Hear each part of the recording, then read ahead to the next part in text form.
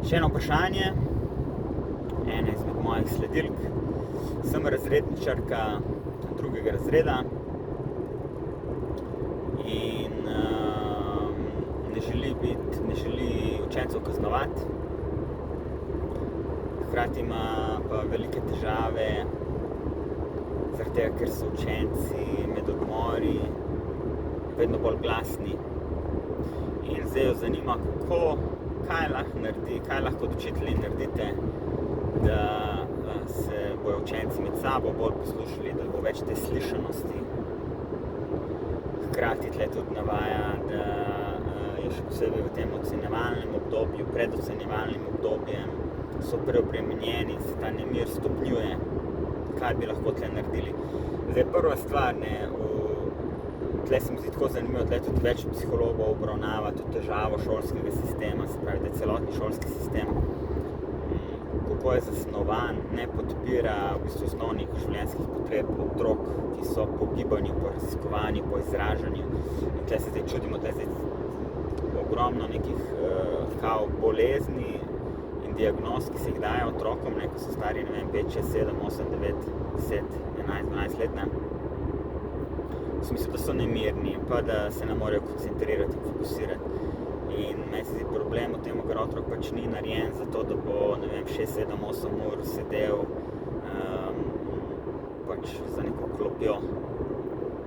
Otroci so pač v tem obdobju že odrasli, imeti težava, imeti fokus tog časa, kaj šele otrokom. Otroci morajo igrati, morajo imeti čas, prostor za izražanje, za raziskovanje, za gibanje. To se mi zdi ključno. Da se lahko igrajo, da se lahko izražajo na svoj način, da lahko raziskujejo, dokler se pač ne zmatrajo, se bo sami pač, ko bodo njihove potrebe po izražanju in po gibanju, po raziskovanju, ko bojo zadovoljene, bojo pač se sami umirili.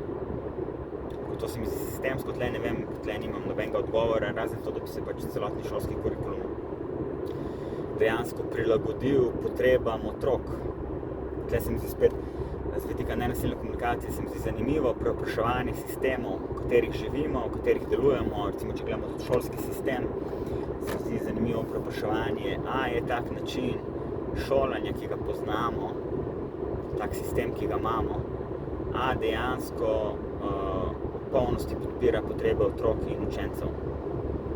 In zdaj, zato, ker poanta sistema je, da podpira potrebe.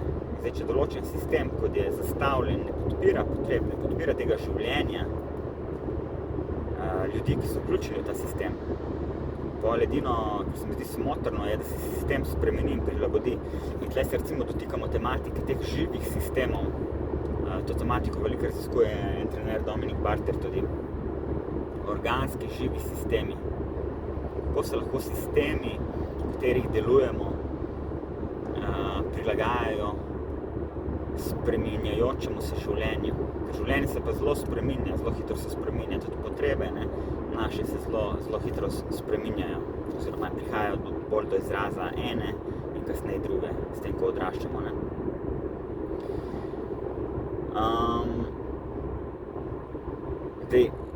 Kaj lahko kljub temu kot učitelji naredite? Prvo bi vas povabil, če delate v šolskem sistemu, da krepite stik s sabo, da se učite te čustvene inteligence, kaj lahko naredite, ko ste vi pod stresom. Tle je spet cel kup nekih veščin, o katerih zdaj pač ne bom govoril, ampak čisto osnovne, da so pač te dihalne tehnike, ta samoempatija, stik s sabo, ta čustven IQ, čustvena inteligenca, čustvena zmogljivost. Da znate kljub temu stresu in kljub temu hrupnemu okolju, da se znate v bistvu fokusirati nase in zaobjeti vi sami te svoje potrebe. To je bil recimo prva stvar, ki bi jo tle predlagal, delati na tej čustveni inteligenci. Ker potem, če znamo mi sami preobražati in prevzemati odgovornost za te lastne triggerje, bomo dosti lažje bili v odnosu do okolja, do otrok. Če bomo imeli stik s sabo, bomo veliko lažje bili v neki empatiji, v nekem sočutju do otrok. In zaradi tega ne bo prišlo potem do teh komunikacije, ki jih imajo, oziroma so jih vsaj včasih veliko imeli učitelji nad otroki, je to kričanje, nadvladovanje, te vzvodi, kazen, nagrada, to je tako močen vzvod, zastarel način, s katerim poanta kaznovanja in nagrade je zadovoljevanje potreb. Zakaj bi zdaj s kazni skušali zadovoljiti določene potrebe, če obstajajo drugačni načini? A lahko začnemo raziskovati drugačne načine, kot so kazen in nagrada. In ta način je preko stika. Koliko imate kot učitelji kapaciteto za vzpostaviti stik s potrebami učenca, otroka, ki je v šoli? A se zavedate, pod kakšnim stresom so ti otroci?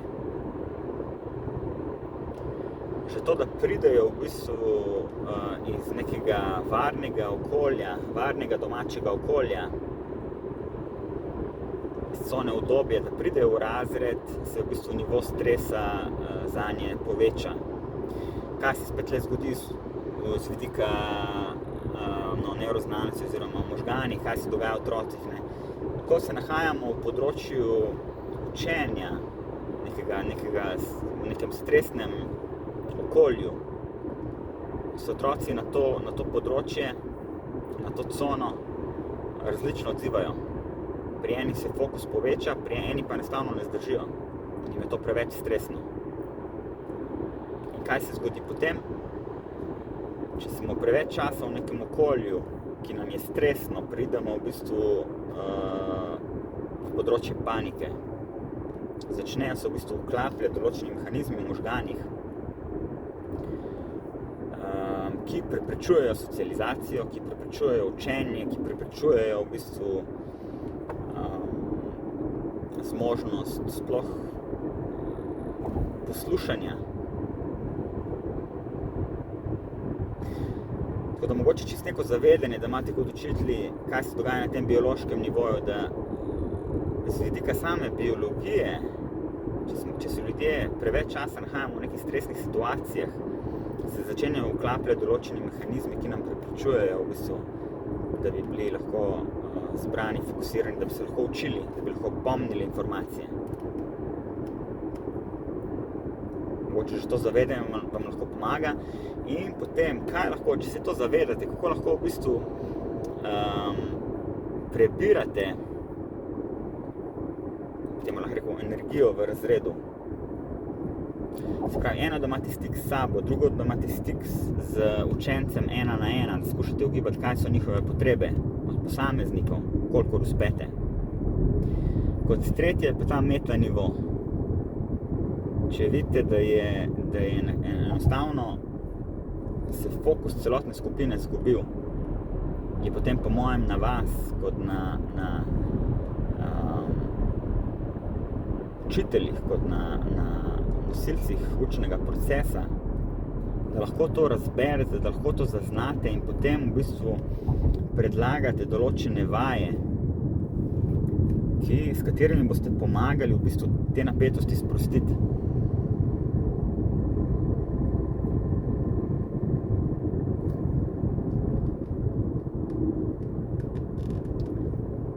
To recimo, to bi predlagal.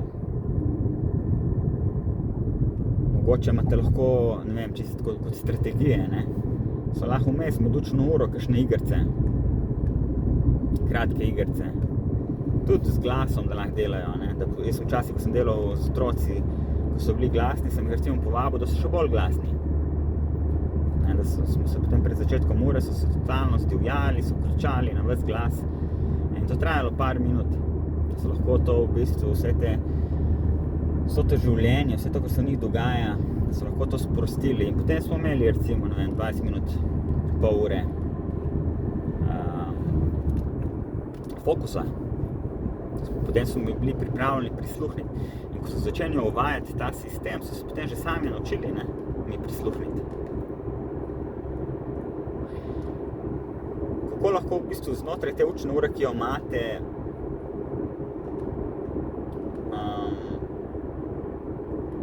upoštevate to, ko sem zdaj povedal, da je v bistvu kapaciteta za fokus omejena, še posebej pri otrocih. pač jaz tudi, ko delam z odraslimi, enako imam to zavedanje. Ne moremo, enostavno se pač fokus upade, energija upade, preveč je informacij, preveč je novega.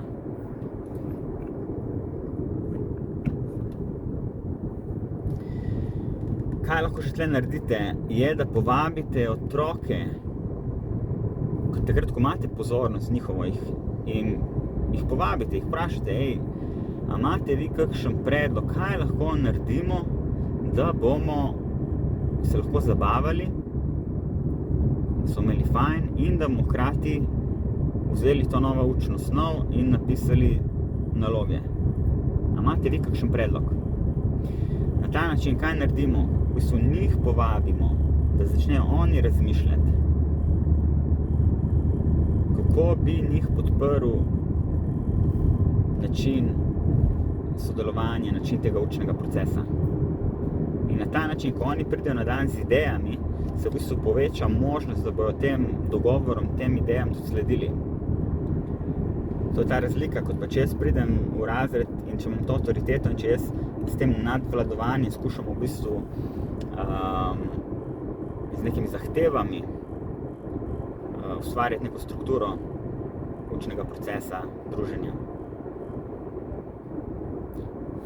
Takrat, ko bom vstopil z nadvladovanjem in zahtevami, se v bistvu poveča možnost za odpor. In se zmanjša možnost za to sodelovanje.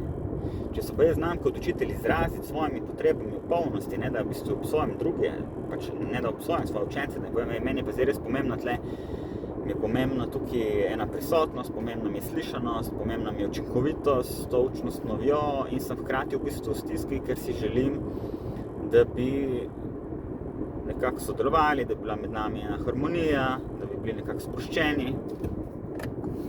In jih potem vprašam, kako je njim to slišati. Kaj smo sploh slišali, da sem jim rekel? Lahko jim povemo, niti podrazno mi ni za interesu tle od vas stvari zahtevati, se obtoževati, se okrivljati. Mi je pa res pomembno, da je tle prisotna ena medsebojna slišanost. A mi lahko kdo pove, kaj ste mi slišali, da mi je pomembno? Res mi je pomembno, da se lahko skupaj igramo tudi. In obenem je pomembno, da so domače naloge narejene, da pač nadaljujemo snovjo. Kaj pravite na to? Kaj ste mi zdaj slišali, da mi je pomembno? A imate kakšen predlog? Kaj lahko mi skupaj naredimo, da bomo lahko na tak način sodelovali?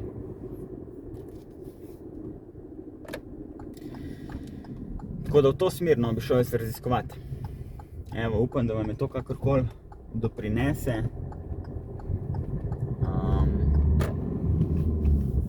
Ja, je pa to taka šolski sistem in komunikacija v šoli je pa taka obširna tematika, no, tako da o tem bi lahko še veliko povedal. Toliko za enkrat, ja. Upam, da sem odgovoril. Hvala.